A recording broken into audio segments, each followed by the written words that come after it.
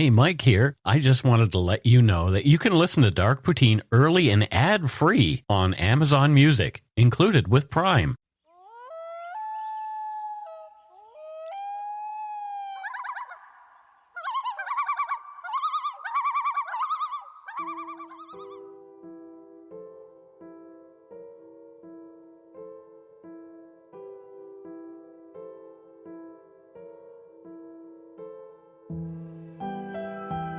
Ho, ho, ho, and welcome to Dark Poutine, episode 200.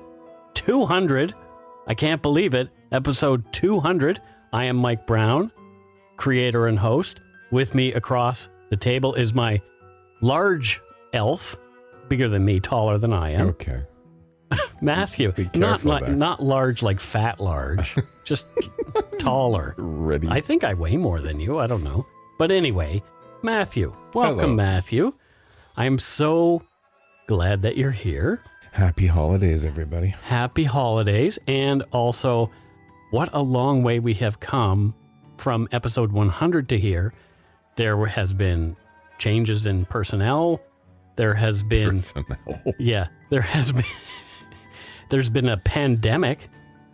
Since you started? Since episode 100, between 100 and 200. Episode 100 took place in 2019. Okay. Right before this all started. Actually, it was December of 2019. Wow. So, yep. Very, very interesting how things have changed over the last 2 years. Yeah, and luckily people are still doing crimes. Well, we're covering a lot of crimes that happened previously, so we can have more shows. Well, keep up the crime, people. No, I don't want that to happen. The views, information, and opinions expressed during the Dark Poutine podcast are solely those of the producer and do not necessarily represent those of Curious Cast, its affiliate, Global News, nor their parent company, Chorus Entertainment. Dark Poutine is not for the faint of heart or squeamish. Our content is often intense and some listeners may find it disturbing. We are not experts on the topics we present, nor are we journalists. We are ordinary Canadian schmucks chatting about crime and the dark side of history. Let's get to it. Put on your Santa hat, grab yourself an eggnog and a butter tart.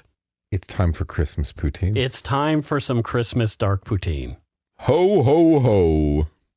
Whoa, that's very deep ho-hos. Whoa, whoa, whoa.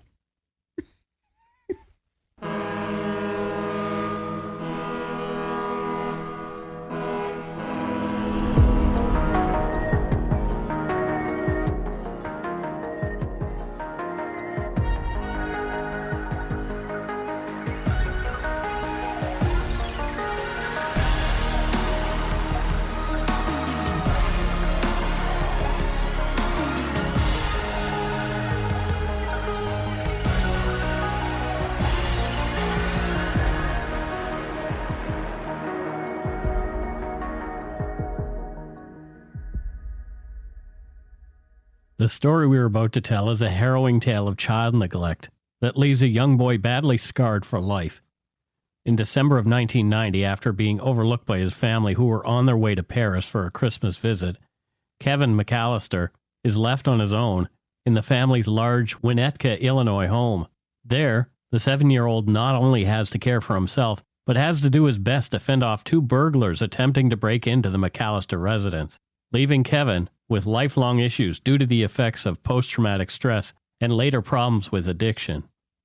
You are listening to Dark Poutine episode 200, 2021 holiday special, Kevin McCallister and the Wet Bandits.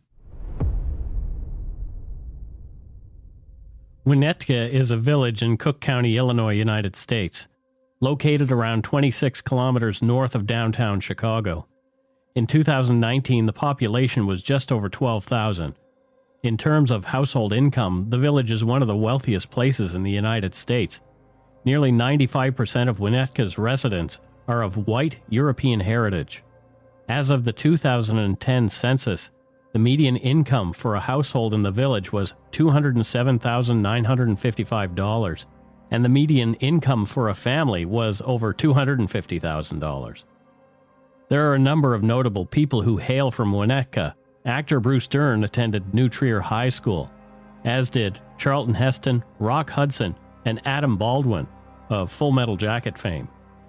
It's a picturesque community with numerous older large homes, some built as early as the 1850s.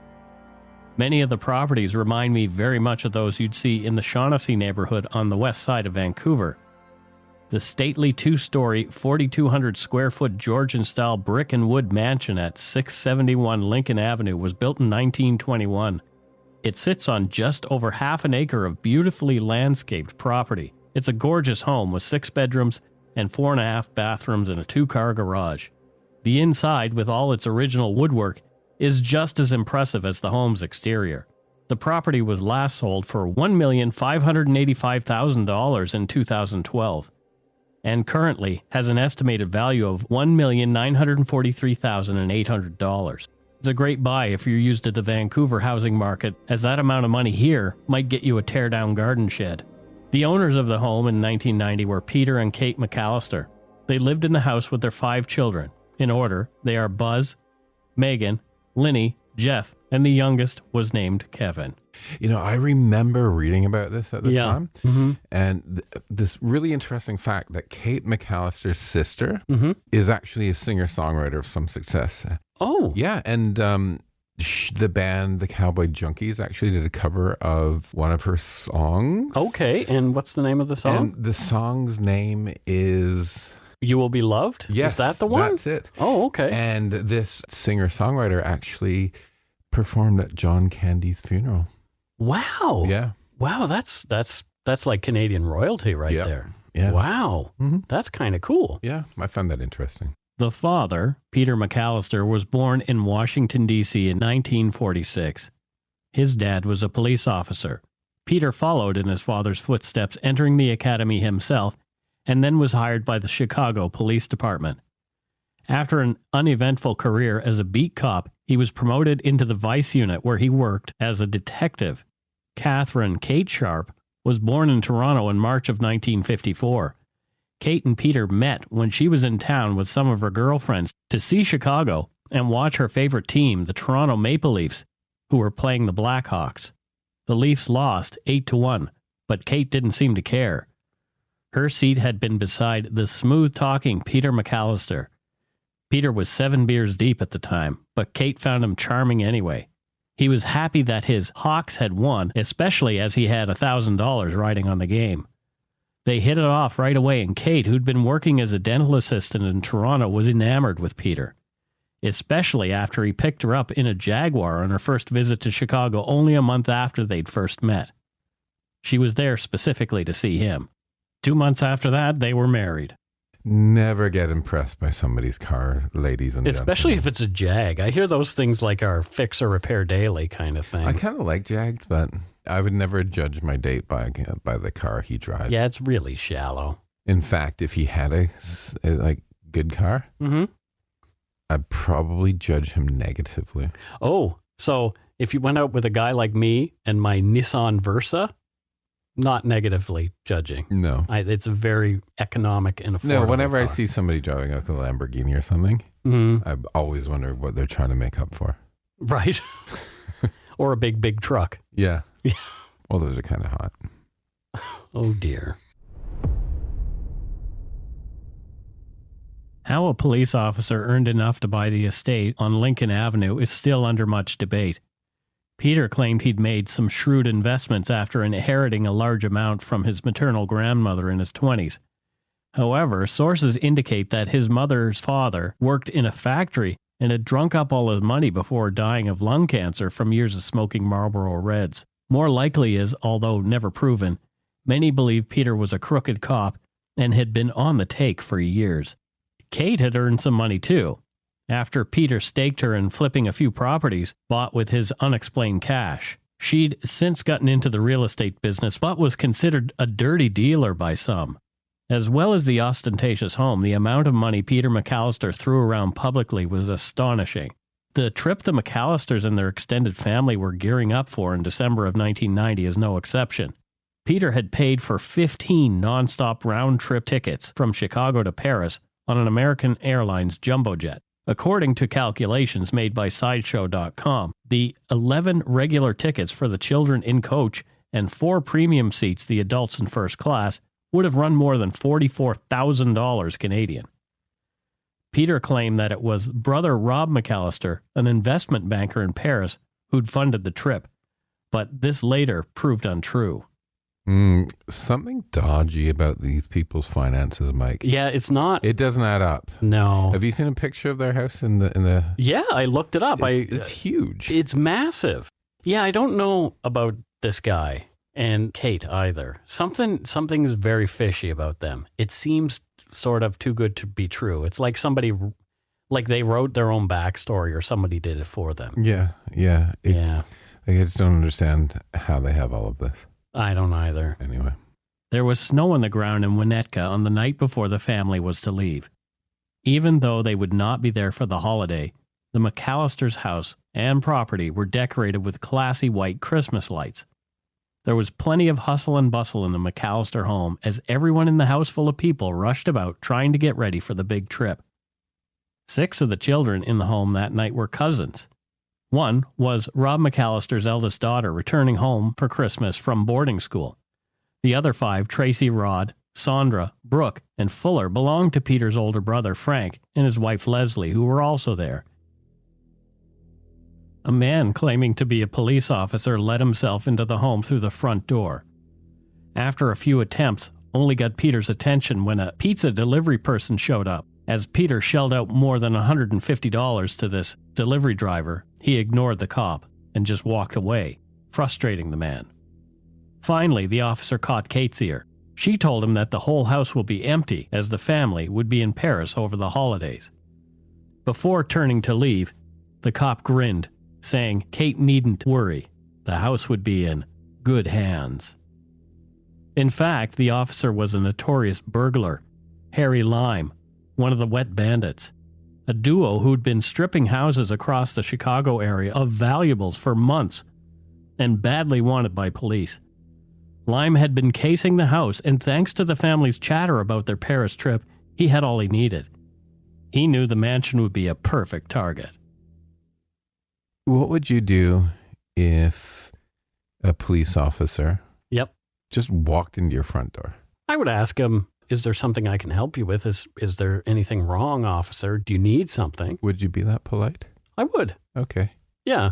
If I was just sitting at home, say, walking my front door, I wouldn't be overly polite. Yeah, I guess. Like, that's a big house and it's on a nice street and all that kind of stuff. Yeah, and I guess if you have kids and everything and people come in, it's different. Like Justin and I live at home. Right. And so if somebody did walked in, like we don't have like hundreds of people in our place, it'd be super weird, right? Here in Surrey, if the RCMP walked into my house, just randomly, they would have had to come through the doors. Yeah. Like it would have been on purpose to come into, So this guy's casing the house, dressed as a police officer. Yeah, exactly. Okay.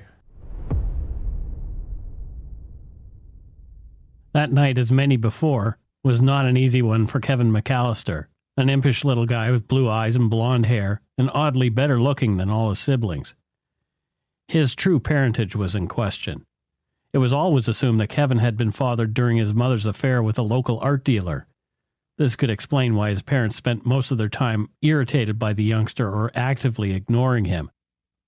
Following their parents' lead, Kevin's older siblings bullied him mercilessly. Kevin had so many belittling nicknames that he'd almost forgotten his own first name. They called him Little Jerk, Kid, Nosy Little Pervert, Trout Sniffer, Little Bundle of Misery, Sonny, and Little Sourpuss. What the hell is Trout Sniffer mean? I don't know. That's awful. They're bullying this poor kid. Yeah, like, sure, some of them seem like innocent nicknames to be calling somebody, but they're all ganging up on him. Yeah, exactly. Like, I remember being a kid and people calling me Beaver Cleaver because I had buck teeth before I got braces. And it was awful.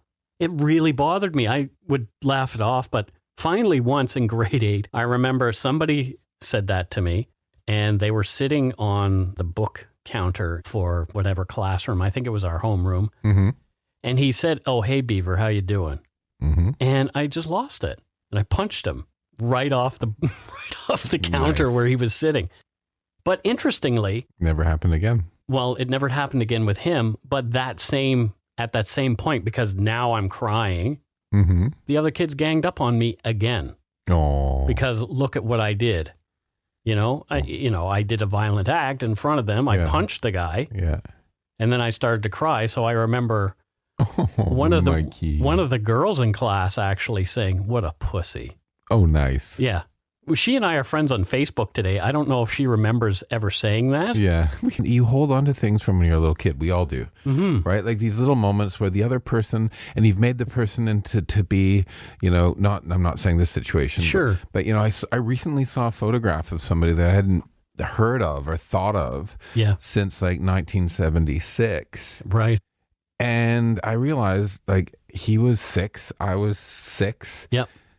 Like we're just kids, and I've held this like weird grudge, but like adulthood has gone by and we're getting to be older guys, and it's like we were kids. That stuff doesn't matter, but you oddly hold on to this.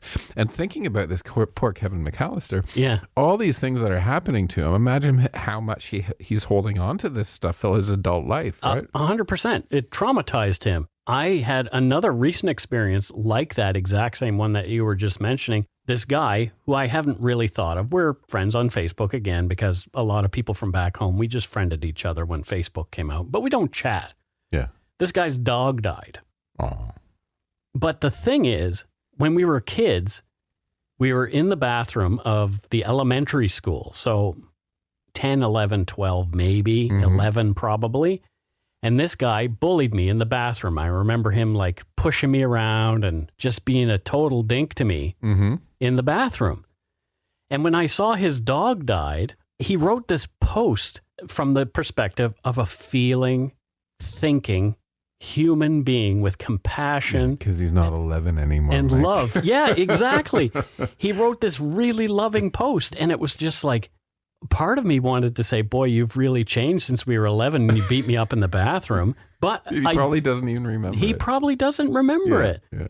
But yeah, that was a really weird thing to have happen, and realize he was 11, And just think of the things that you don't even remember, the cruelty that you might have dished out to people. Oh, fully. That you don't even remember. Fully. Because it could have been an off comment, or just you thought you were having fun, and with time it just disappears. Right? Yep. 100%. Yeah. Upstairs, Kevin was having trouble packing his suitcase that night, and no one seemed to care enough to help, even though he'd begged for it. His older siblings, Jeff, Megan, and Lenny, belittled him as helpless. One of them coldly said, "You're what the French call les incompetents." It was his oldest brother, Buzz, who had turned on Kevin that evening. Buzz was more than twice the size of Kevin, looking every inch the bully.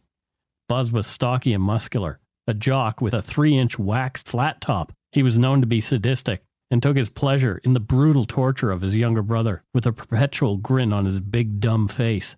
Buzz just didn't care about much of anything other than himself. His pet tarantula was pretty much it.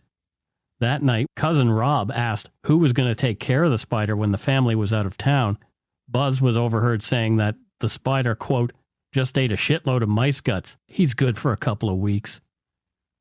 Buzz's calculations were off. The spider would be found dead on the family's return from Paris. Buzz had shrugged upon the discovery and unceremoniously flushed the spider down the toilet. His name is Buzz? With a buzz cut, yeah. And he has a flat top. Yeah. That's so 1950s. But, I mean, I don't know why he would have a flat top. I mean, maybe he wanted to look, as I've mentioned, every inch the bully. Yeah, maybe. So it's like, maybe he reveled in that role so much that he thought, yeah, I'll have a buzz cut. And I remember those kind of haircuts were kind of popular in the 1990s, like late 80s and early 90s again. So maybe from where you were. Yeah, could have been. Did you ever have a pet spider? I did not ever have a pet spider. I had a rat.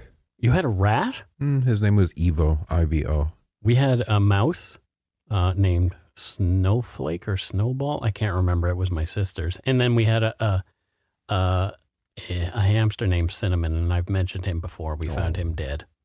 But anyway. So Buzz, flat top, tarantula. Yeah. Interesting. Yeah, a bit of a cliche. Yeah. After the pizza arrived, Buzz, knowing that Kevin only ate plain cheese pizza, grabbed the entire cheese pie and wolfed it down in front of him. Kevin kicked up a stink, and a physical fight ensued between he and Buzz, who easily bested the smaller boy. Kevin, as usual, was blamed for the entire fracas. Kate felt that Kevin had already been enough trouble that night. She was sick of dealing with him and banished him to the third-floor attic room, where he was told he'd spend the night alone. This was not the first time this had happened. At one point the summer before, Kevin was sent to the attic and forgotten for 3 days. He was later discovered dehydrated and hungry by his sister, who'd gone up there for camping gear. It was at the point of his banishment that night that Kevin said to himself, "I wish they would all just disappear." Peter, frustrated with Kevin, distracted by the rest of the family and not paying much attention to what he was doing, began to clean up the mess made while Buzz and Kevin had fought. Somehow, Peter swept up Kevin's plane ticket and passport and threw it away in some trash. The family retired for the night, but while they slept, a freak storm knocked out the power to their home, as well as the phone lines in the neighborhood. As these were the days before cell phones, all the family's alarm clocks were connected to the home's power and put out of commission. When they all woke, the family realized that they had to get to the airport quickly or risk missing their flight to Europe. There was lots of confusion as the McCallisters all rushed about, getting dressed and loading things into a van. A neighbor, Mitch Murphy, came over to say goodbye to the family, and as they rushed out the door, Cousin Heather was responsible for the head count, mistaking the neighbor for Kevin. As the McCallisters rushed to the airport, they had no clue that they'd left Kevin behind, still sleeping in the attic. The family made it to the Chicago O'Hare Airport with moments to spare and piled onto the plane. The distraction of the rush and the fact that Kevin's passport and plane ticket were not present was not apparent to Peter and Kate, nor his siblings. There was the corresponding number of passports and tickets to bodies, so no flags went up at that point. It's unclear why the missing 7-year-old was not flagged by the airline employees responsible for the head count after Kevin's seat went unoccupied. Nor is it clear why the siblings did not immediately point out Kevin's absence. It's been surmised that the older kids realized while in the van, but chose to say nothing, relieved that their pest of a little brother was not along to bother them. The plane flew off, bound for Paris, minus one small passenger. It was not until much later into the flight out over the Atlantic that Kate realized that Kevin had not been with them. But by then, it was too late. 7-year-old Kevin McCallister was home alone. And we'll take a break right here.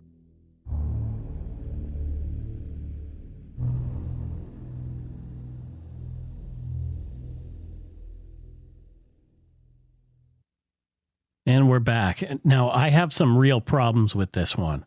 They're on a plane out over the Atlantic, and they realize that young Kevin isn't with them. You would think that the reaction to a missing 7-year-old would be much stronger than it actually was. Why didn't she just run to the front of the plane and have conversations with the flight attendants or the pilots of the plane, demanding that they contact the ground to get in touch with authorities to take care of the 7-year-old boy? What kind of person is she? Well, yeah, I'm not saying that they left him behind intentionally here, but I am kind of saying that this looks kind of like bad parenting. I would say that there's some really neglectful parenting going on. Like, how could you leave your kid? Right. And like all the way there, and not until you're like mid-flight do you realize that he's not with you. Yeah, I don't know. It's really irresponsible. I mean, I had a friend once that like she had a new kid and she forgot the kid in the supermarket. Yeah. Like just for a minute, like walked out and realized she'd left the stroller because it was a new baby. Right. And she wasn't used to having to carry a baby around. That happens a lot. That happens a lot. Apparently, that happens a ton. You know, I was in a cafe yesterday, and I left. And you know when you like think you've forgotten something and you panic?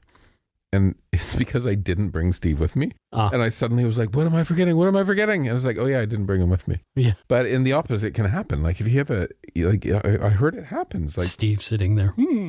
People accidentally leave their kids, but like, you know, for a couple minutes and then you like remember in the supermarket or whatever. But, you know, all the way to the airport, boarding, everything else. Like, that's just really bad parenting. Yeah, it is. When Kevin woke up the next morning, he went downstairs and found the house empty.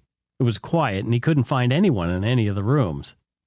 At first, he thought it was a cruel prank, that his family were all hiding from him. He wouldn't have put it past them. But realizing that he might have been left on his own, he became nervous and afraid at first. Going into the basement, thinking the family might be there, the furnace came on and made a noise that scared the youngster back up the stairs. It didn't take Kevin long to realize that this is what he'd wished for the night before, so the youngster began to celebrate. Perhaps God had taken pity on him and his family truly had disappeared. He felt as though he were free from the torture that had been perpetrated against him throughout his short life. He couldn't believe his luck. Kevin played in rooms throughout the house he'd typically been chased from when the rest of the family was around. Big Brother Buzz's room was a goldmine of goodies from which Kevin obtained firecrackers, a Playboy magazine, candy, and a BB gun he plinked around with intermittently inside the house.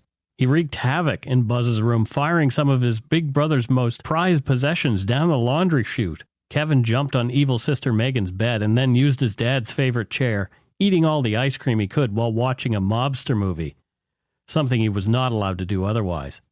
He did every fun thing he ever wanted to do in the house, feeling freedom from his evil family at last. I remember I was a camp counselor, and my kids were between 7 and 8 years old. Mm-hmm. And some of them were terrified to go to the bathroom alone at night because we're sleeping in a cabin. You have to go to an outhouse that's behind the cabin quite a distance. The Kaibo. Did you call it the Kaibo? No, we just called it the outhouse. Oh, I was a camp counselor too. We call it the Kaibo. And, you know, like those kids, it was the first time that some of them were away from their parents for any extended period of time. So I had to comfort people in the middle of the night. You know, take a youngster out for hot chocolate at the... Yeah, I mean, so you're probably reading news stories where he said he was having fun, but because we don't really know. But I think in reality, he was probably a little bit scared as well. Sure, and we do mention that he was a little afraid. Yeah. Because his memoirs later indicate that. I don't know what his state of mind was like at the time, but I know when I was 7, I would have been terrified. I was scared of mummies when I was 7. You know, I was terrified of a spooky noise in my house, and my parents were home, you know?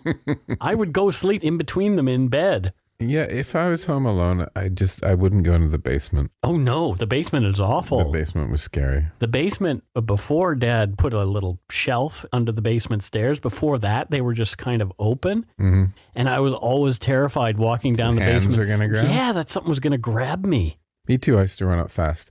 But eventually my parents put a little bowling alley downstairs for my brother and I. What? Just 2x4s and stuff. Well, that's cool. But good enough. And my brother and I used to bowl down in the basement. I had a pool table when I was a teenager. Needless to say, I was popular. See, that's asking for trouble. Yeah, well, there was a lot of trouble. Bowling is wholesome.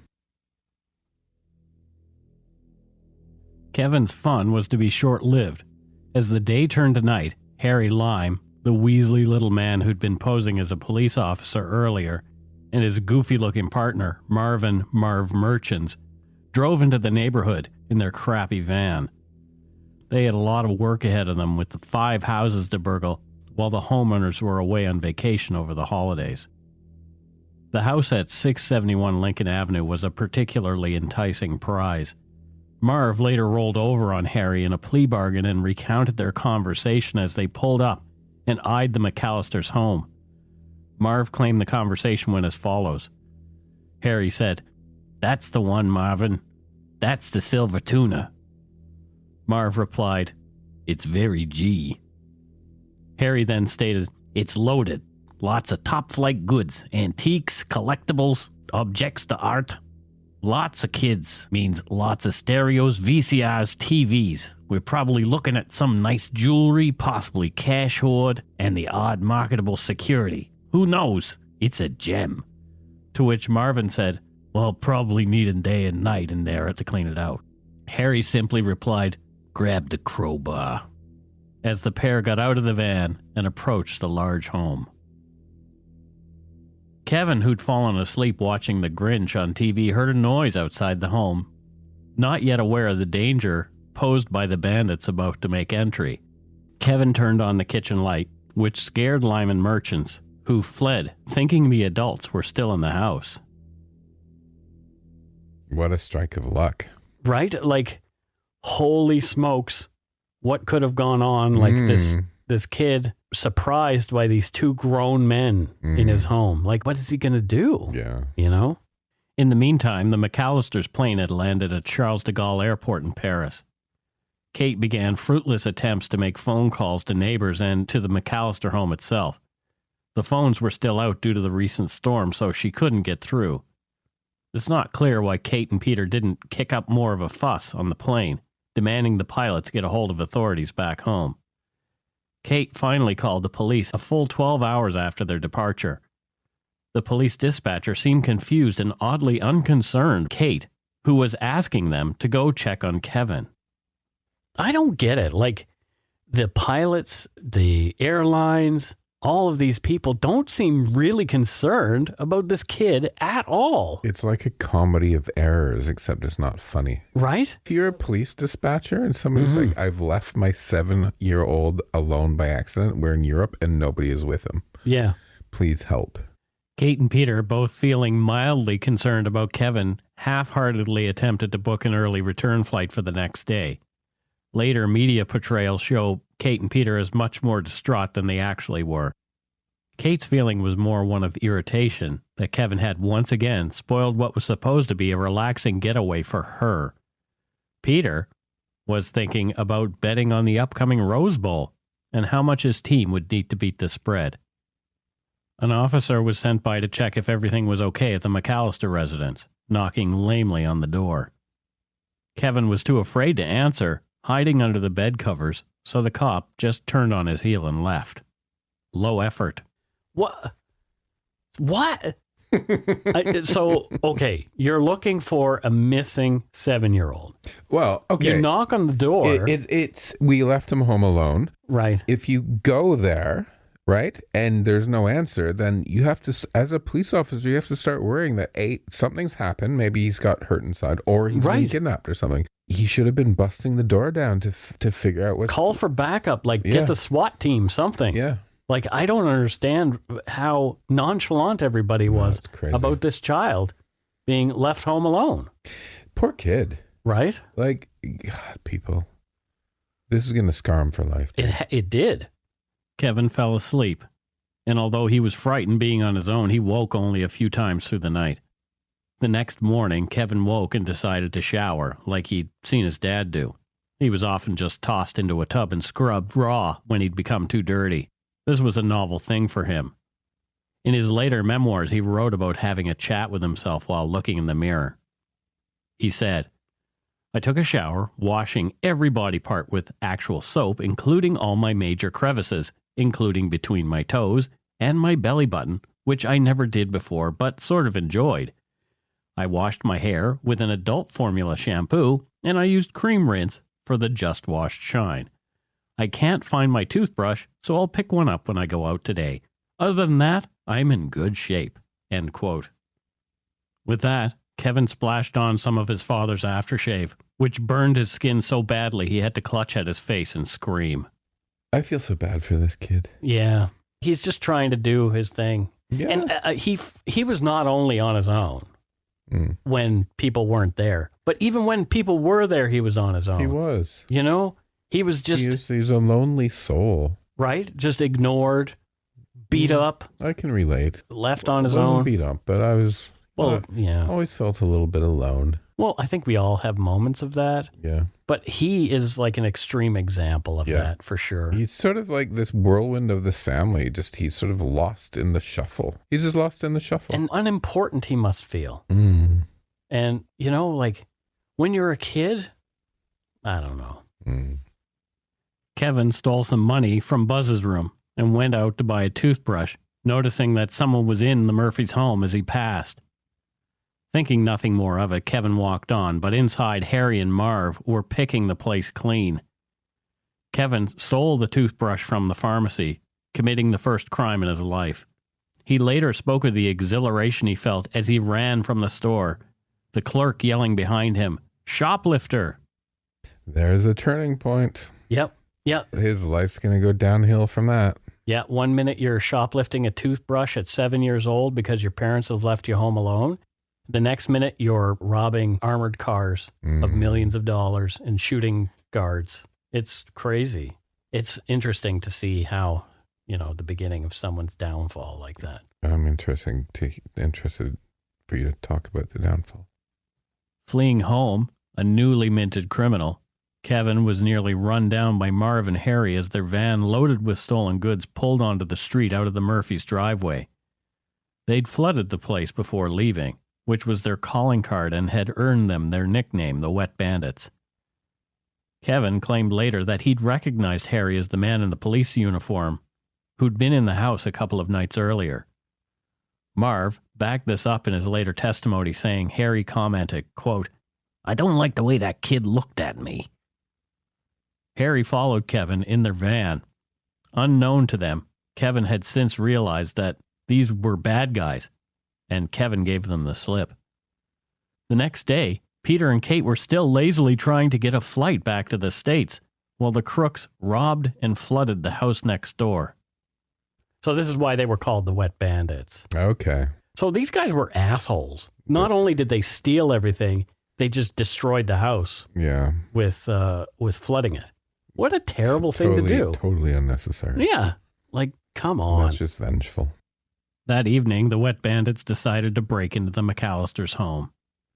In the film adaptation of the events, the criminals are seen as bunglers, taking pratfalls and being foiled by traps a 7-year-old had set for them. This is pretty much how it actually was, as over the next few hours, resourceful young Kevin held Lyman merchants at bay, leaving them both seriously injured and requiring months of hospitalization afterward. So let me ask you a question here, Mike. Mm-hmm. Because you were the oracle. I don't know about that. Of all things crime related. Yeah, sure. Well, in my life, you are anyway. Yeah. So there was a case in the UK where a farmer shot an intruder. Mm-hmm. And there was a big brouhaha about he was originally charged, etc. And a big discussion about the use of excessive force when you're protecting your own home. Yeah. So would this kid have been maybe charged with excessive force? There was a case actually here in Canada very similar to the one you're referring to from the UK. So in Saskatchewan in 2016, a farmer named Gerald Stanley, who claimed to be in fear for his life during an encounter with some drunken young people on his property, fatally shot a 22-year-old Indigenous man named Colton Bushy. Stanley stood trial for a second-degree murder and for a lesser charge of manslaughter, but he was acquitted in February of 2018. According to the Wikipedia article on those events, the circumstances of that shooting, the RCMP investigation, the trial, and the verdict are flashpoints of controversy here in Canada. There has been a lot of talk around this. The case drew significant attention, sparking protests, provoking debates about racism in Saskatchewan and across Canada. Now, people who supported Stanley generally perceived the trial as fair, given the circumstances of the events leading up to the shooting. Supporters of the Bushy family felt the trial was unfair due to the selection of what appeared to be an all-white jury.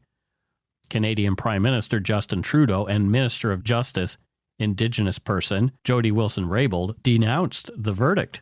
Critics scorned these comments for politicizing the trial and discrediting the Canadian judiciary system.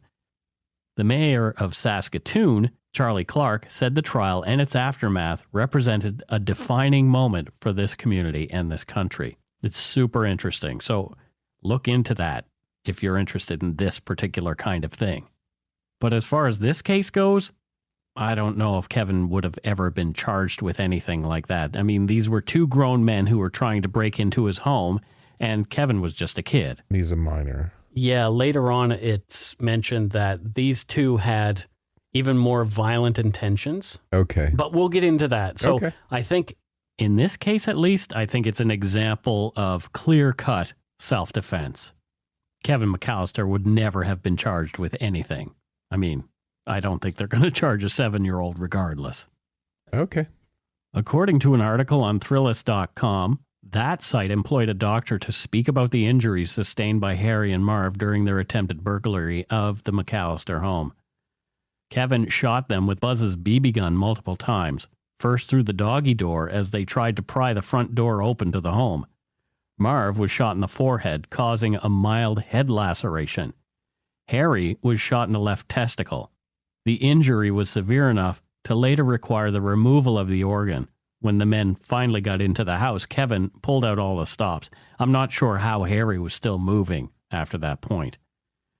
Marv obtained a minor skull fracture, concussion, and facial laceration after Kevin hit him with a clothes iron. After which, Marv stumbled into a trap of industrial-strength tar, where his shoes became stuck and later impaled his bare foot on a rusty nail. Luckily for the bad guy, his tetanus shots were up to date. Kevin also later used the same tar to tar and feather Harry Lime.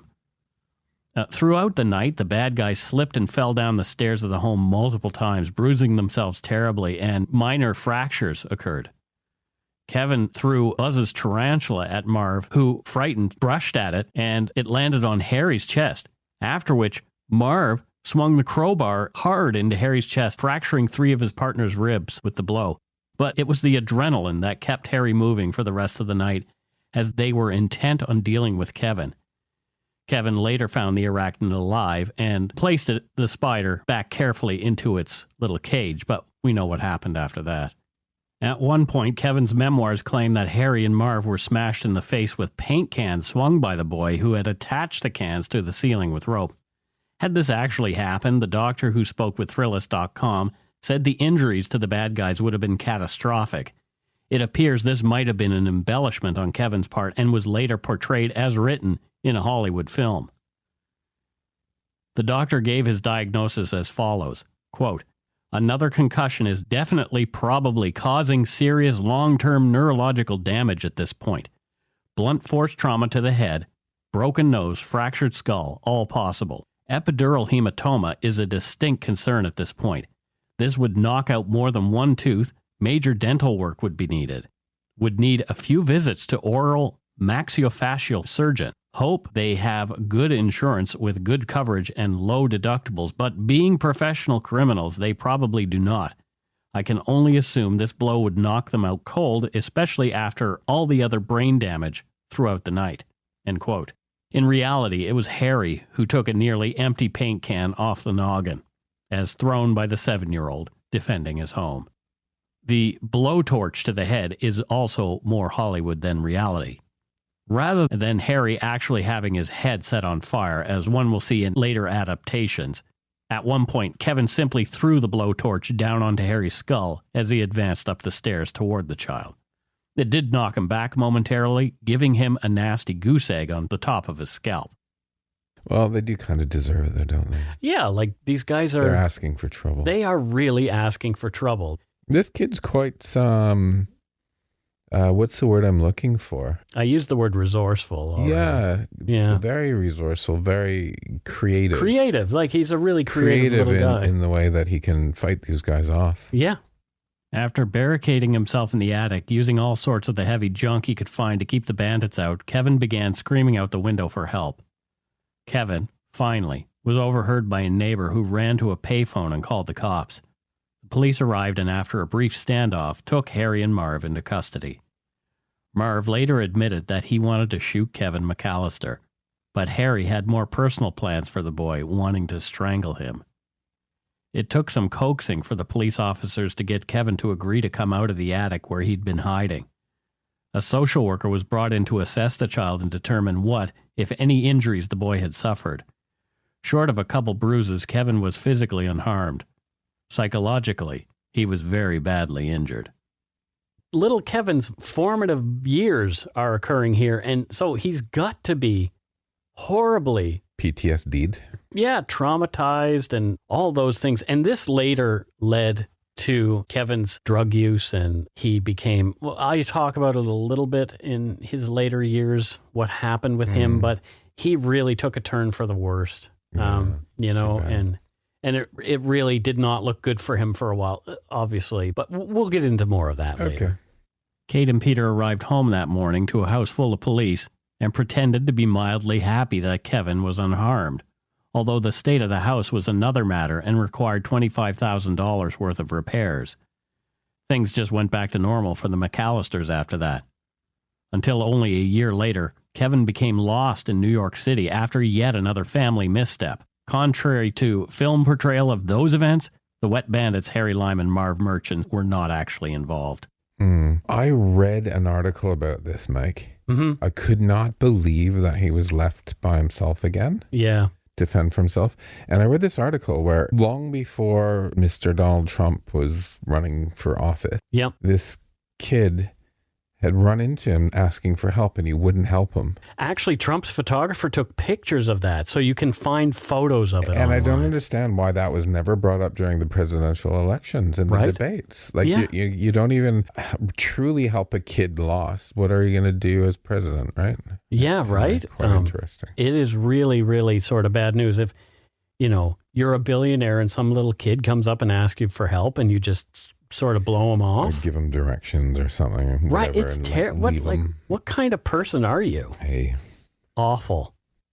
Merchants and Lime both face multiple charges of felony burglary, destruction of property, assault, and endangerment of a minor. Marv was sentenced to 32 years after his plea deal, while Harry incurred a whopping 84-year sentence. A prison pal of Harry Lime's later told tabloid news organization that his one dream was escaping so he could finally get that little nipper and deal with Kevin McCallister once and for all. Kate divorced Peter after he lost the family home and pretty much everything else, betting on sports as well as horse and dog races. Wanting to start anew, Peter left the Chicago Police Department and joined the North Caldwell, New Jersey Police Department, again as a vice detective. Peter died by suicide, drowning after a swan dive off the Donald Goodkind Bridge on New Jersey's Route 1 in February of 1999.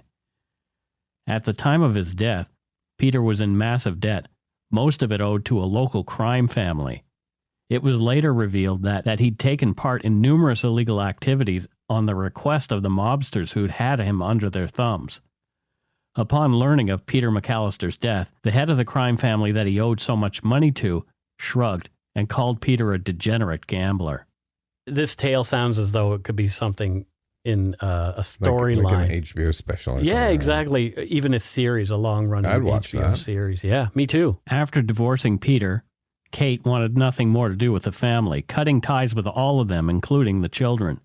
She moved back to Canada, where she was an actress in a terrible soap opera, then remarried a man named Johnny Rose, a video store magnate, later adopting his 2 children. Almost all of Johnny's fortune was embezzled by his business manager. Kate was last seen with her new family in upstate New York, living in 2 rooms and operating a rundown motel, the last of Johnny's assets. Wow. I mean, her life, she really went down Schitt's Creek, didn't she? Yeah. Without a paddle. Yeah, Schitt's Creek for sure. Yeah. Yeah. Damn. The McCallister children were dispersed among relatives, some with grandparents and others landed with uncles and aunts. Kevin ran away at 14 and joined the alternate party scene around New York seedier parts. He became involved in drugs and alcohol. After he'd hit bottom in his late 20s, Kevin sought help, went to detox, and has been sober ever since. He has not seen his family after leaving home and says he feels it better to stay with his chosen family in recovery. I relate to that. I heard he was a real party monster there for a while. He was a huge party monster. It was a massive thing. And, I've seen pictures of him from that time. Whoa. Whoa. Looks really like he was out of it. Really out of it. But well, I'm glad he cleaned himself up. I was always rooting for him. Yeah, me too. And that, folks, is it for Dark Poutine episode 200, 2021 holiday special, Kevin McCallister and the Wet Bandits.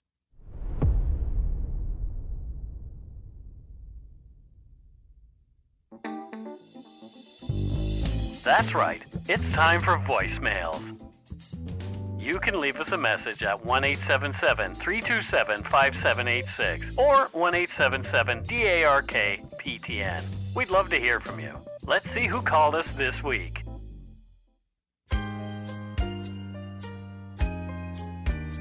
We have an extra co-host today. We do. And it is our mascot, Steve. Yes. The bulldog. He's lying here beside me licking his foot. Oh, yeah. Well, that's what he needs to do. Yeah. I mean, he slobbered. When he came through the door, he had slobber on his lips and hit me right in the face when he shook his head. And then you slipped in the puddle. We almost lost Mike, people. Mike breaking his neck, slipping in Steve's slobber. Oh, well. It's very viscous-y, isn't it? It is viscous. Oh, yeah. Anyway, so I asked for people to send us some messages and some Christmas I asked for people to send us some Christmas messages, and y'all stepped up. We have a ton of voicemails this week, and pretty much all of them are short and sweet, so it's perfect. Great. Yeah. Let's start out with one. It looks like it might be from North Carolina. Hi, guys. Hi, Mike. Hi, Matt. Henriette here from Albemarle, North Carolina. Just calling to wish you frohe Weihnachten and scheißt nicht in euren Hut während der Festlichkeiten. That doesn't sound like an accent that you would hear from North Carolina, number one. No. And I think it is either Dutch or German. I think it's German. You think it's German? Maybe. Yeah. And I think she's saying go shit in her hat. I think she said Merry Christmas at first. Which is awesome. Yeah, but then That's so I cool. don't... If Henriette, actually, if you wish to, please let us know what you said on in the Yard. But that's really funny. And have a great Christmas in North Carolina. Yeah, right? Is North Carolina warm this time of year? I don't know if it is or not. Okay. I hope so. I hope for everybody. it's warm and lovely. I hope everybody's warm and lovely wherever they are. Yeah. And if you're not, virtual hugs from us and from Slobbery Steve, who's laying on my blanket, my buffalo plaid blanket. And here is another voicemail. Let's have a listen. Hi there, this is Carmen from West Kelowna with my daughter Elowen, who you may hear in the background. I started listening during episode 79, which was the missing case of Jodi Hendrickson. My parents live on Bowen Island, and my cousins knew her, and I remember all the search parties for her. And your podcast was actually posted on the local Facebook page, which is how I found you. Anyways, I've been hooked ever since, and I've listened to all the episodes from the beginning up until now. My daughter's even soothed by your voice, Mike, as she heard you in utero, and she still hears it now when I listen to the podcast. I wanted to wish happy holidays to both of you, to Steve, of course, and all of your loved ones.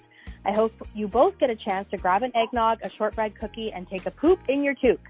I hope Santa spoils you, and thank you for all your hard work and storytelling. Bye! Oh, I hear the baby in the back doing their thing. Babies in the back over there, dogs in the back over here. Yeah. Thank you for the call. Yeah, we're really glad that we can kind of have a laid-back sort of Christmas voicemail-y experience. Yeah. So in Kelowna, that's where my friend Alan lives. I love Kelowna. Yeah, Kelowna's great. And I think we should have a meetup in the interior at some point again. Maybe, Matthew, I can drag you summertime. up there. Yeah, exactly. Yeah, definitely not now. We can't get there now by road. We'd have to fly. But anyway. Yeah, we'll do it in the summertime and spend some time on the lake. Yeah. Well, that's where my friend Alan has his bed and breakfast, and it's called the Eagle's Nest. Oh, is it? It is. My place is called the Eagle's Nest. Yes. And we can watch for Ogopogo while we're there. Exactly. Yeah. Steve is here panting insanely at Matthew's feet. Because he's licking his feet. He needs his injection. So what's going on with his feet that he needs? Little yeasty infections between he's his got toes. the beastie yeasties. The beastie yeasties, and he's due for his little injection. Aw. Yeah. So our next voicemail looks as though it comes from a listener in Red Deer, Alberta. Red Deer. Red Deer. I like all those names on the prairies. Moose Jaw. Yeah, all that stuff is kind of fun. Let's have a listen. Hi, I'm a long-time listener, first-time caller. I'm Sarah from Red Deer, Alberta, and I just wanted to wish everyone a very happy and safe holidays and a great New Year as well to all the good eggs out there. Looking forward to the next episode. I absolutely love Dark Poutine. I've been listening for quite some time now, and I hope you guys never quit. And also, go shit in your hat. Well, there you go. And also, go shit in your hat. That's why I love that phrase so much. Straight from Red Deer. Yeah, Thank you, Sarah. It is so fun. I just love this time of year for this kind of stuff. And go hanky the Christmas poo in your hat. Exactly. I'm so looking forward to getting on a plane and escaping British Columbia for the first time in 2 years. Wow. Well, actually, if I think about it, I haven't left since. For a while. 2018. Wow. Oh, no. In 2019, I went to Louisiana with that other guy. Okay. But yeah. Well, when all this COVID stuff's done, you and I are going to do some crime con somewhere. Yeah, we'll do some of that stuff. We're looking at Las Vegas Crime Con. Viva in Las Vegas. End of April and May. And also, I'm just telling Matthew this now, we got a message from Fan Expo Vancouver, and it looks like they want us to come back. Okay. Well, they want you to come back. They've never met me. Well, you were there. Well, I was visiting you when you were there. Exactly. And it freaked me out. Why? Celebrities selling pictures of themselves for like $50. It's the saddest thing I've ever seen in my life. Well, we won't be doing that. Didn't you save some money? Didn't I save some money? Well, I want to say that to the celebrities who are like hefting their way out of California to come up here to like sign pictures at $50 a pop. Oh, come on. They're just having fun. No, they're desperate. And that is Judgment Time from Matthew. Judgment Day. Judgment Day. Well, but come on. And I'm going to pause. Like Christina Ricci, there's no reason why she should be sitting there signing stuff. She's been in a lot of movies. Let's listen to our next voicemail. It might be from Kelowna again. I don't mind people calling from Kelowna so much. It's great. Hi, Mike and Matthew. It's Corey calling from Kelowna. Just wanted to wish you both, as well as your spouses and your animals, a very Merry Christmas. Love being part of the Yumber Yard and listening to your podcast every week. Hope you and all the good eggs out there have a great holiday. Take care. Well, thank you so much. Thanks, Corey from Kelowna. It's the Kelowna contingency. Kelowna contingent. Yeah. Contingent, not contingency. Well, sure. It is what it is. This caller might be from somewhere in the United States of America. Hello, friends. I'm Jessica calling from an undisclosed location. Just kidding. I'm currently in Nebraska, USA. I'd like to wish a happy Hanukkah, Merry Christmas, delightful Festivus, wonderful winter solstice, a lovely Kwanzaa, a splendid Yule, and as we celebrate in our home, a joyous candle night to everyone. I hope I haven't missed anybody. I'm sure I have, but I hope you have a wonderful whatever you are celebrating, even if it is just a quiet Monday to enjoy a little podcast time. I sincerely wish you all peace and happiness as you celebrate, and let's all have an awesome 2020. Okay, Jessica, thank you so much. Thanks, Jessica. It sounds like she's got everybody covered. She didn't want to miss anybody. That's why I just say happy holidays, because you never know what somebody is celebrating or if they're celebrating at all. I like to mix it up.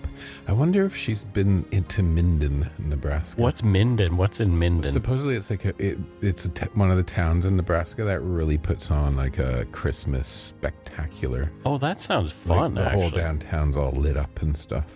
Yeah. I'd love to go to Nebraska someday. Nebraska. I haven't had any cause to go to Nebraska at this point in my life. Neither have I. That's why I want to go. Yeah. It's just like, I don't know. I'd like to check it out because it's not like, hey, LA or New York. It's Nebraska. Yeah, I'd like to tour different parts of the United States at some point. It's beautiful, the countryside in Nebraska. I've seen the northern states because when I drove across, I dipped into the states to drive because the speed limit in Montana at the time was pretty much unlimited. So you could just go as fast as you like, which I did. Nice. And I'd like to see more of North America. You know, I got a speeding ticket because of you. You did? Yeah. When was that? I was in Washington State. Oh. And was listening to the episode where the girl did the fake 911 call. Okay, yep. and it was stressing me out, and so my foot was hitting the gas pedal, and I got pulled over. Well, and I got like a $250 ticket, American. In Canadian, that's like $3,000. One thing I've realized is it's not really, but one thing I realized is that the American stadies love to pull over Canadians. Do they? Yeah, well, yeah, because if we're causing trouble there and, Those pesky Canadians. Yeah, slow down while you're driving through our country, buddy. Anyway, so thank you so much. Let's go to Nebraska. Eat some corn. Is there corn in Nebraska? A lot of it, apparently. I think our next caller is somebody who is definitely another lumberyarder. Let's have a listen. Hello, Mike and Matthew. That always catches me off guard, that go take a shit in your hat.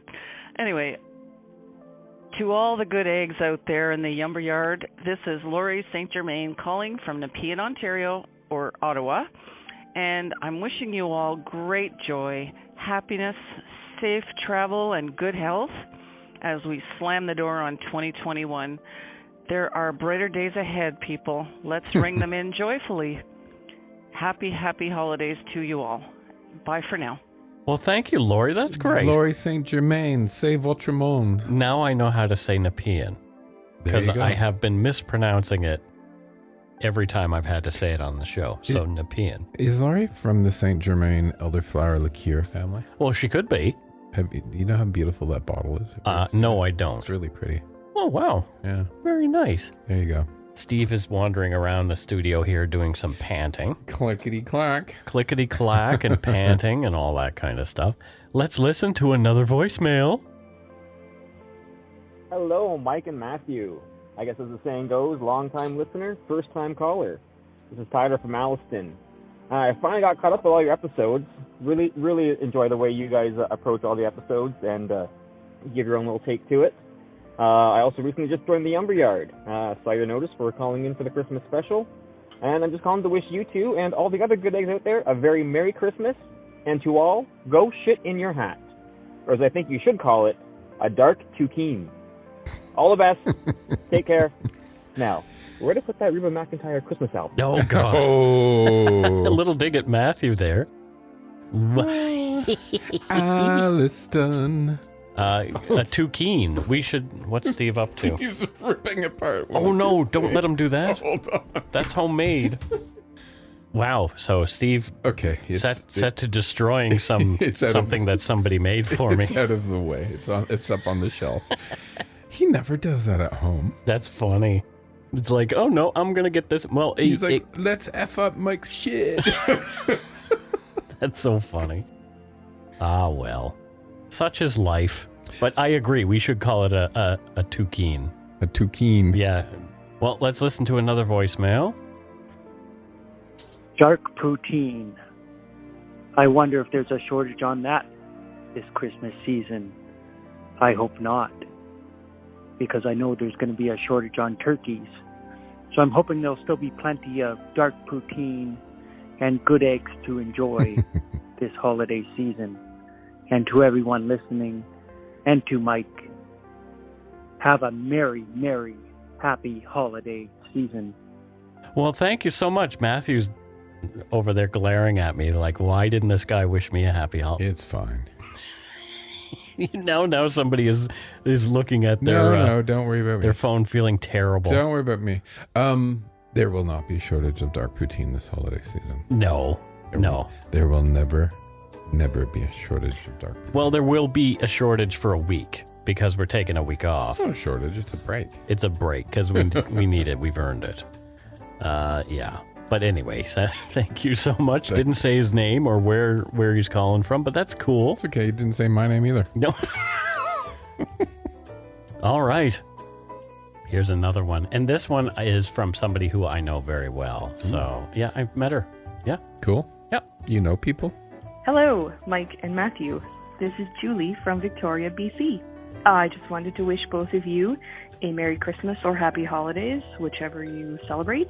And to all the good eggs out there, I wish the same. Happy Holidays or Merry Christmas or whatever festivities you celebrate. Hope everyone has a good time, because you're all good eggs. Thank you. Bye. Well, there you go. That's my friend Julie R. from the island. Hello, Julie R. from the island. Yeah, she's a good egg. She really is a good egg. She came to our meetup when we were over there Cool. one time. Yeah. I like Victoria. Yeah, I do too. I want to go back and do another meetup there. We've got a lot of fans on Vancouver Island who are calling for us to please come over. They want to meet you. I want to move there someday. I love Victoria. I would live there. The plan was to retire in Kelowna till we saw forest fires in the summer and floods in the winter. Yeah. So, and Justin was like, it's kind of far away from like any major airport. So we're like, Victoria. Well, Victoria is just going to fall into the ocean if there's an earthquake. It'll just sort of sink. So. Oh, nice. Julie, get out. Get out now. Get out while you can. Get out of the house. The earthquake is coming from within the island. Yes, exactly. All right. Let's listen to another one here. Here we go. Hi, Mike and Matthew. My name's Christine. I'm calling from Regina, Saskatchewan, and I just wanted to say thank you both for the amazing podcast. I have been a listener for a bit amount of time, I guess, and this is my first time calling in. Just wanted to say thank you guys for everything you do. Merry Christmas, Happy Holidays, all of that good stuff, and go shit in your hat. Bye. Well, there you go. Thank you, Christina. From Regina. Must be getting chilly in Regina this time of year. I have only been to Regina once, and that's when I drove through. No, actually twice. I had to land there as an emergency landing one time. Me too. It's the emergency landing place. Yeah, we've talked about that, haven't we? Yeah, the windscreen blew out of the plane I was in. With me, it was the guy in front of me having a major heart attack. Okay. The guy in the seat in front of me was having a heart attack. He was brought onto the plane with a nurse. So he was unhealthy to begin with. They were flying to Toronto. Okay. So he could be with family. And he went into heart failure on the plane, and they had to land quickly in Regina. Wow. Yeah, it was not pleasant. He was fine, though. Oh, that's good. Just so everybody knows. That's good. Maybe he just really wanted to stop in Regina to visit old family. Could have been. Maybe he was visiting our peeps. There you go. And next up, we have one from somebody who I am very familiar with. Here we go. Hey, Dark Poutine listeners, all the good eggs out there. It's Morgan Knutson from Supernatural Circumstances. I hope you guys have an incredibly wonderful holiday and Merry Christmas if you celebrate it. Whatever you're celebrating this year, have an amazing holiday and a wonderful new year. We will see you on Supernatural Circumstances with more episodes in the coming year. Merry Christmas, guys. Yeah, there you go. So Morgan Knutson. I love saying her name. Mm-hmm. And she just had a birthday. Yes, she did. 38? Sure. She said so. Yeah. But I was going to post this and I stopped, but I'm going to say it. What? Entering your 40s is fantastic. Mm-hmm. You know, she's a few years, but in your 40s, like Morgan's doing so much in her 30s. Yeah, right? she's busy. Doing so much. But I found in my 40s, you like learned all this stuff from your 20s and 30s. Yeah. But you still have the energy and you just fly in your 40s. So Morgan, don't be sad about reaching the end of the 30s. The 40s are going to be great for you. I'm flying in my 50s too, so yeah. It's kind of funny. I'm kind of hobbling, but that's okay. Matthew's limping. And Morgan, when you're 50, it's over. Life ends at 50. Oh boy. Let's listen to another. Wow, there's a lot. And this one looks like it comes from really a long way away. Happy holidays, lovely Dark Poutine people from warm and sunny Featherston, New Zealand. I'll be thinking of you all when I'm having my Christmas Day barbecue at the beach. Take care. Bye. That's just mean. But so cool to have a caller from summertime. New Zealand. Yeah, it's summertime in New Zealand. Yeah, her voice for a second I thought it was my friend Georgia who lives in New Zealand. Oh. Yeah. Well, there you go. Yeah, but really funny. I love great. it. I want to go to the Southern Hemisphere so badly. I was on the phone with New Zealand just last week. What were you doing on the phone? Talking to Georgia. Oh, well, there you go. Yeah. It's thank you, our Antipodean friend. Wow. I hope you have a great summer and don't be dressing up as Santa Claus because it's way too hot. It's way too hot to dress up as Santa Claus right now. And this will be the last voicemail for this episode. There have been 13 of them. Holy smokes. That's incredible. It is incredible. Let's have a listen. Hello to all Dark Poutine listeners and podcasters, Mike and Matthew. I'm just calling to wish you a happy holidays and a fabulous new year. I have been a listener for 2 years, and I do enjoy the content. I'm calling from Winnipeg. My name is Debbie, and I am a First Nation Indigenous nurse. Sorry. Happy New Year again. Thanks. Bye-bye. Well, there you go. That is so cool. Thank you, Debbie from the Peg. From the Peg. I do like Winnipeg. I like it. Has that small town it has feel a to it. charm. I like it Right? a lot. Yeah. Thanks, Debbie. Debbie's a nurse. Yeah, that's what it sounded like. Yeah. Big job. Yeah. Honestly, especially over the past people few are years. always like, they're heroes. No, they really are. Right? Yeah. It's true. Thank you for probably a very hectic year, Debbie. Yeah. Thank you for everything you did for the folks Hectic in 2 Winnipeg. years. Yeah. 2 years. Yeah. I can't believe I'm so tired. We hope we make your day a little bit easier to get through some days. There you go. That's it for this week's voicemails. Again, you can leave us one at 1-877-327-5786 or 1-877-DARK-PTN. We'd love to hear from you, even if it is just to say hi and to tell us to go shit in our hats. If you're stumped for what to chat with us about, a quick story is welcome. All right, it looks like Steve has finally calmed down and he's relaxing now. Shh, don't wake the dog. Anyway, let's move on to patrons and donut money donors. Patreon. First up, we have Haley LaChance, and I don't know where Haley is from, Matthew. So where on the planet? She's from Come By Chance in Newfoundland. In Newfoundland? Yeah. Well, with the last name LaChance, you would think. Yeah. Yeah. And there she's known as LaChance the Rapper. Oh, so she's a rapper. Like Chance the Rapper. Interesting. So she's a rapper in Come By Chance. She raps by chance. She raps by chance. Yeah. Oh dear. That's Sorry, really terrible. You've probably had people tease you about your name all your life, and here I am doing it on international radio. It's not radio. It's the internet. I know.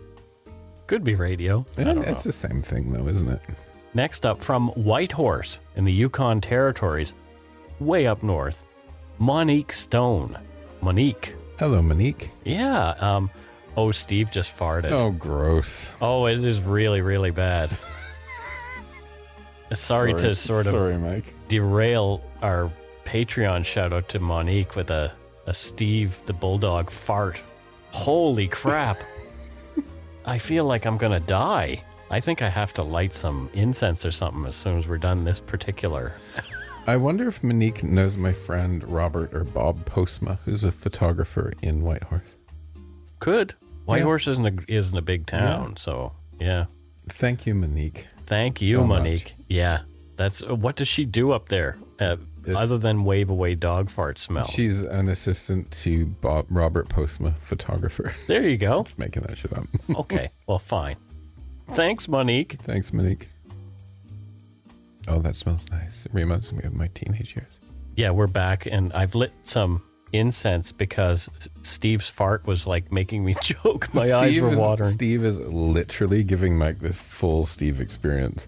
Yeah. Licking the paw, slobbering, breathing heavily, farting. Yeah. Anyway. We want the Christmas episode to be the most family of all of them each year. So I brought my kid. So you brought your child, your farty child. Next, we have Ashley Barnes, and she is from Ottawa, Ontario. Ottawa, the nation's capital. Ottawa. And what does Ashley do there in Ottawa? I know she's not the prime minister because we're aware of who that is. But what does she do? Is she involved in politics? She's the Minister of Administrative Affairs.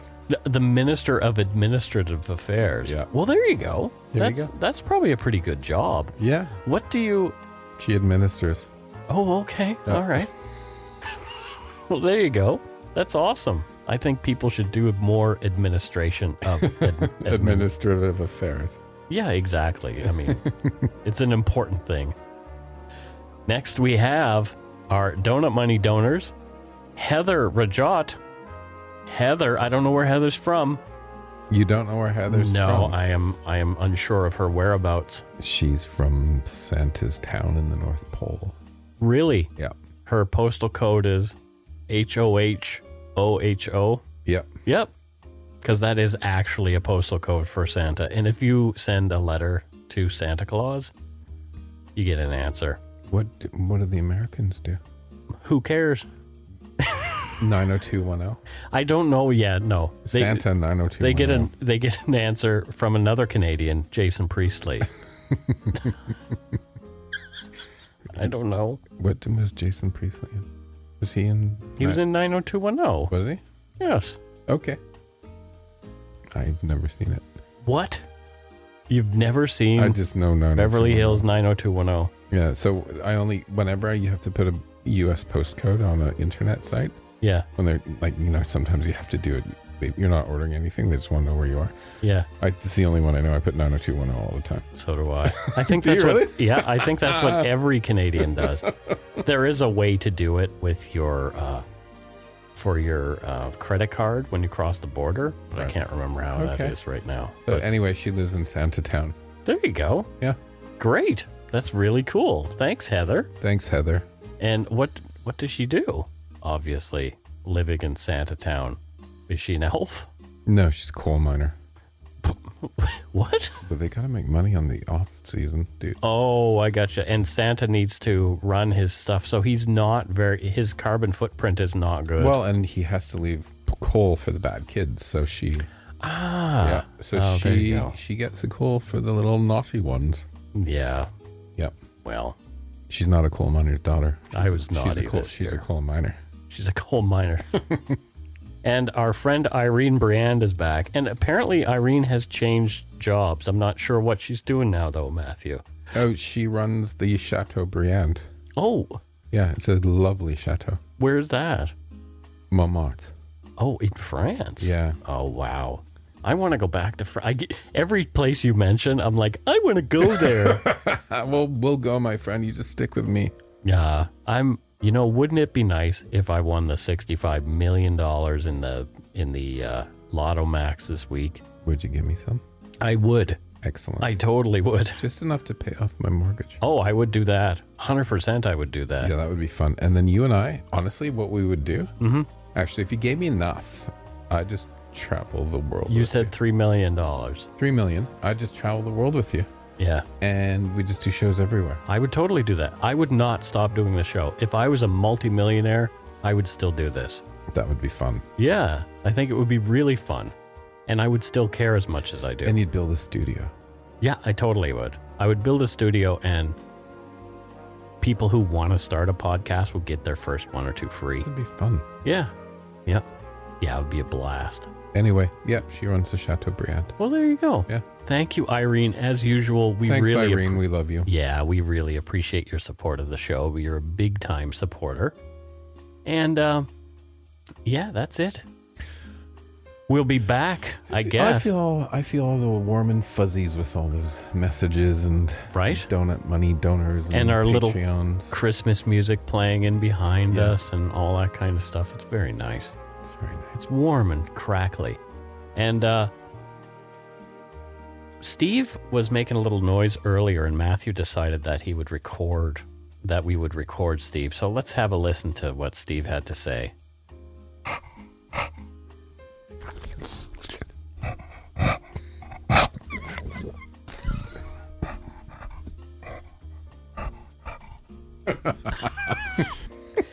So Matthew cackling more than Steve actually talking. But he's a slobbery, heavy breathing boy. Yeah, so that's why Steve's not on the mic every week. This is dark poutine. It would be a different show, I think. Yeah, so we won't be back again until January 3rd. So we're taking a week off, folks. A week off. Just a week.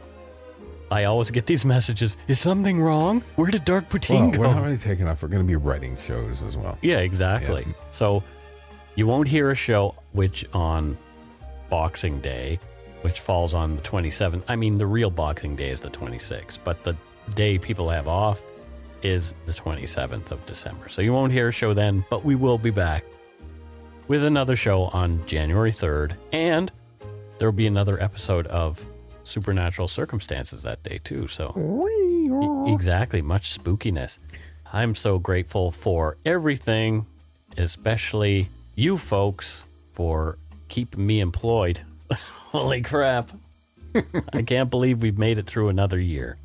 Thanks to all our patrons and Donut Money donors, past and present, for your generosity. It helps to keep the show going. You can become a patron of Dark Poutine at patreon.com/darkpoutine. For a one-time donation, you can send us donut money via PayPal using our email address, darkpoutinepodcast@gmail.com. If you don't already subscribe to the show, it would mean a lot to us if you did. You can easily find Dark Poutine on Apple Podcasts, Spotify, or wherever you listen to your favorite podcast. If you haven't gotten yours yet, my book, Murder, Madness, and Mayhem, is available to order via a link on the Dark Poutine website or Amazon, Indigo, Barnes & Noble, wherever you get books. And the oldie cornery bookie story. Exactly. If it's not there, ordery. Check out darkpoutine.com for show notes and other cool stuff. Take the time to give Dark Poutine a like or a follow on Facebook and Instagram. Most importantly, thank you for listening and tell your friends about us. Word of mouth is a powerful thing. Happy holidays, folks. Love each other. Ho, ho, ho. Many hugs from us. And we will see you again on January 3rd. New year, new me. There you go. Until we return, don't forget to be a good egg and not a bad apple. Bye. Bye.